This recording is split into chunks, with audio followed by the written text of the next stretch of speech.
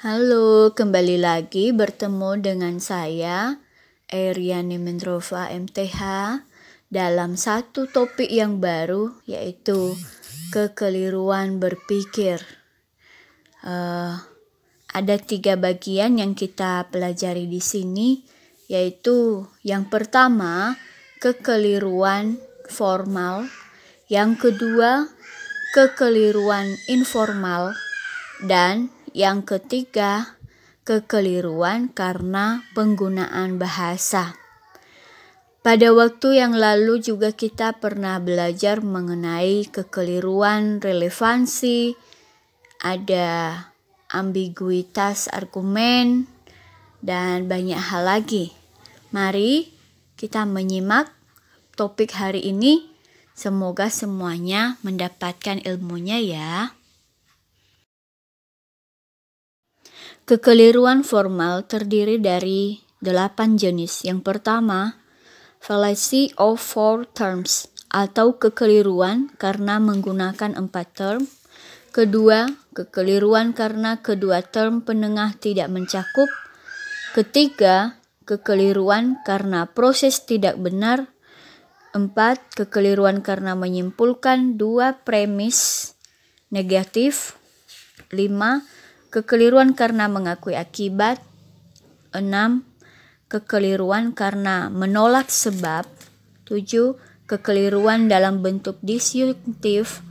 Dan 8. Kekeliruan karena tidak konsisten. Lebih lengkapnya kita akan mempelajari hal ini satu persatu. Mari disimak dan diperhatikan karena saya akan memberikan pertanyaan pada akhirnya nanti. Yang pertama adalah kekeliruan karena menggunakan 4 term. Contohnya, semua perbuatan mengganggu orang lain, diancam hukuman. Menjual barang di bawah harga penjual lain adalah mengganggu. Jadi, menjual barang di bawah harga diancam hukuman. Ini keliru. Keliru karena menggunakan 4 term.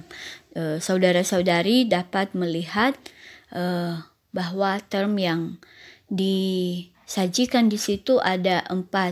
Silahkan disimak dan apabila ada pertanyaan-pertanyaan, karena saya akan menjelaskannya secara singkat, silahkan dipertanyakan dalam grup ataupun dipertanyakan di Google Classroom.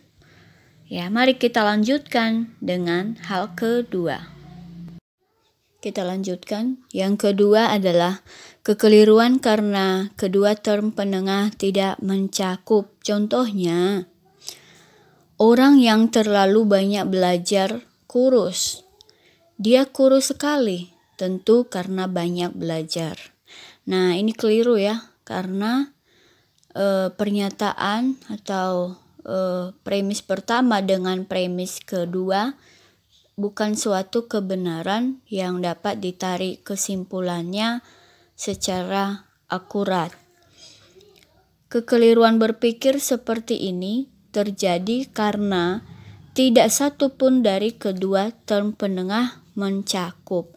Jadi tidak ada yang menghubungkan keduanya atau tidak ada penghubung antara dua term tersebut. Baik, mari kita lanjutkan dengan berikutnya. Baik, kita lanjutkan bagian ketiga. Kekeliruan karena proses tidak benar. Contoh, kucing adalah binatang. Tikus bukan kucing. Jadi, tikus bukan binatang. Ini keliru. Contoh lain, wanita adalah manusia. Laki-laki bukan wanita. Jadi, laki-laki bukan manusia. Ini keliru. Ini pernyataan yang keliru karena prosesnya tidak benar. Nah, untuk mendapatkan proses yang benar, kita sudah belajar banyak hal pada waktu-waktu lalu mengenai proposisi, mengenai kausalitas, probabilitas, dan sebagainya. Kita lanjutkan. Bagian yang keempat adalah kekeliruan karena menyimpulkan dari dua premis negatif. Kekeliruan berpikir karena mengambil kesimpulan dari dua premis negatif. Apabila terjadi demikian, sebenarnya tidak bisa ditarik konklusi. Tidak satu pun yang di antara kesimpulan yang diambil tersebut dapat memuat makna yang tepat. Contohnya di sini. Tak satu pun barang baik itu murah. Semua barang di toko Geo tidak murah. Jadi kesemua barang di toko Geo adalah baik. Nah, ini adalah suatu pernyataan yang keliru ya. Sehingga menimbulkan kesimpulan yang salah. Baik, yang kelima, kekeliruan karena mengakui akibat. Kekeliruan berpikir dalam silogisme hipotetik karena membenarkan akibat, kemudian membenarkan pula sebabnya. Ini contohnya. Bila terjadi perang, harga barang naik. Sekarang harga naik, maka perang telah terjadi. Ini keliru. Mengapa? Karena penyebab harga naik pada premis yang pertama adalah perang. Sementara pada premis yang kedua, sekarang harga naik maka perang telah terjadi. Ini juga tidak benar. Jadi keduanya tidak berhubungan secara akurat. Baik, yang keenam, kekeliruan karena menolak sebab. Contohnya di sini. Bila elang datang, ayam berlarian. Sekarang elang tidak datang, jadi ayam tidak berlarian. Ini keliru ya. Ayam itu nggak ada elang pun lari-lari dia. Kalau ada motor lewat dia juga lari. Jadi dia menolak sebab ayam berlari itu.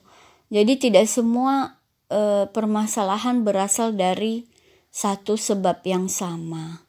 Oleh karena itu kita harus teliti untuk memperhatikan penyebab dari masalah tersebut. Nah, kekeliruan berpikir dalam silogisme hipotetika ini karena mengingkari sebab kemudian disimpulkan. Begitu, kalau ada yang kurang dipahami boleh ditanyakan di dalam WA group maupun di classroom. Yang ketujuh, kekeliruan dalam bentuk disjungtif. Contoh di sini. Dia di kamar atau di kantin. Dia tidak di kamar berarti dia di kantin. Nah, mengapa ini keliru? Karena bisa jadi seseorang itu tidak di kamar maupun di kantin. Mungkin dia lagi di kamar mandi ataupun mungkin dia sedang di dapur.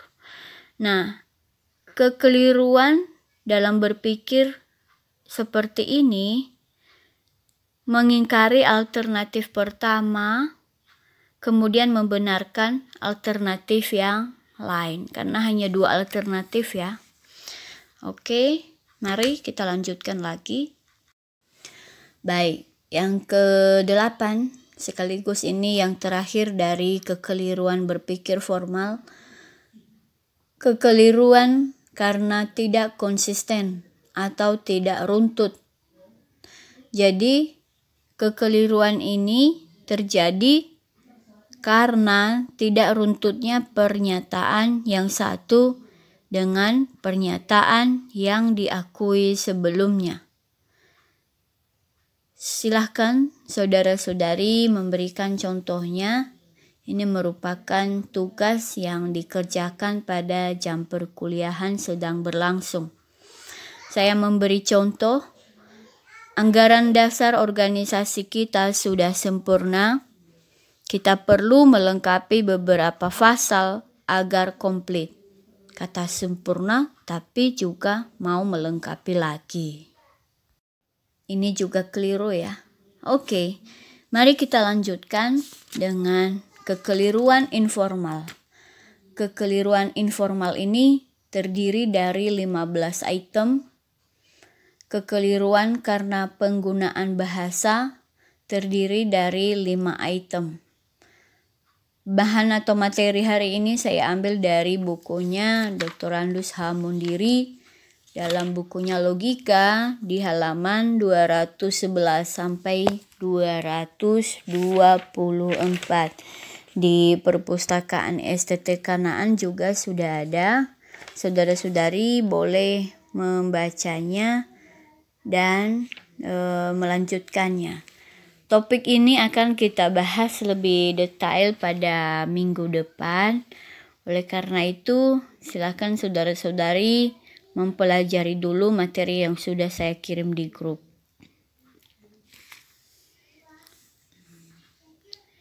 Ya, pada kesempatan ini saya ingin memberikan beberapa pertanyaan kepada saudara-saudari. Silahkan mengidentifikasi kekeliruan berpikir berikut. Yang pertama, kekeliruan formal.